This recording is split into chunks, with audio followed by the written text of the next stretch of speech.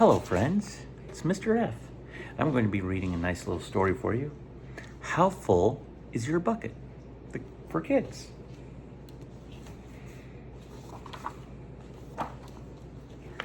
Felix was putting away one of his last blocks on his tower when his little sister came in. "I want to build with you," she said. Felix scowled. "Go away. You're too little." "Stay back. You'll knock it over. I'm big." "I can be very careful. Go play with your baby toys, Anna." And thwack! "Grandpa!" Grandpa shook his head. "Felix, you just dipped from your sister's bucket." Like everyone else, Anna has an invisible bucket. When it's empty, she feels bad. But when it's full, she feels great. Did you ever notice your own bucket? Invisible bucket? Sometimes Felix couldn't quite tell when his grandfather was joking. But the next morning, when Felix woke up, there it was, a small gray bucket floating above his head. When Felix came down to have breakfast, his mom was in a hurry. "I've got a meeting this morning, and it's almost time to go. Anna, sit still." Oh, look, Felix. Felix slipped, and Choco Wheaties scattered across the floor. "Felix," yelled his mom, "you should have used the stool to reach that." Felix could feel his bucket tip and big invisible drops spill out. Drip, drip. "Ha ha," Anne laughed as she crunched the cereal with her shoe. Drip. "Get the broom and clean up that before you miss the bus," scolded Mom. With the school bus honking, Felix quickly swept up the Choco Wheaties and grabbed the last blueberry muffin. But before he could even take one bite, Buster jumped up and grabbed the muffin from his hand. Drip. "Hey, look out. Look at Felix's new backpack. My baby brother has one just like it." Drip. "Psst, Felix, psst." Drip. "Watch out, shrimp." Drip.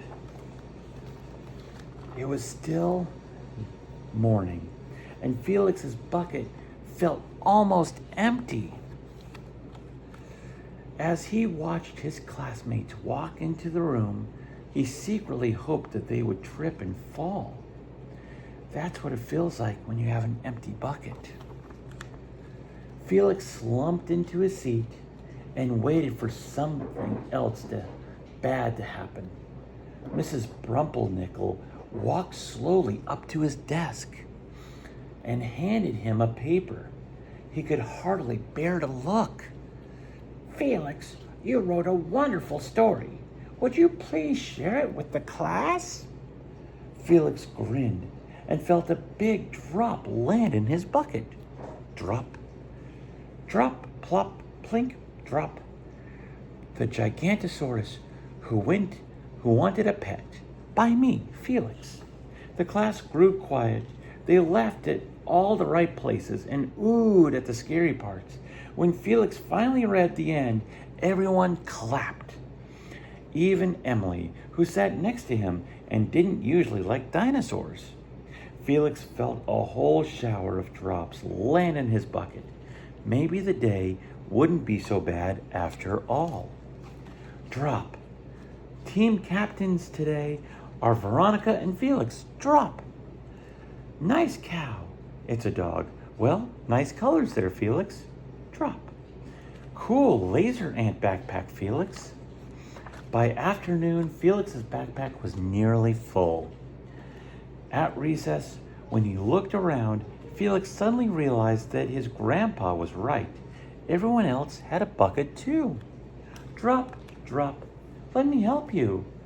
Here's your baseball catch." "Thanks, dude." Drop, drop. "Hi, Felix."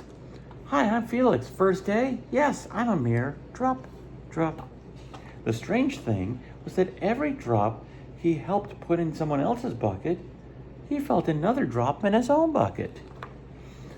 When Felix burst in the door after school, he shouted, "You're right, Grandpa, I do have a bucket, and I understand how it works." Then he saw Anna's torn doll. "Bad dog," he almost scolded.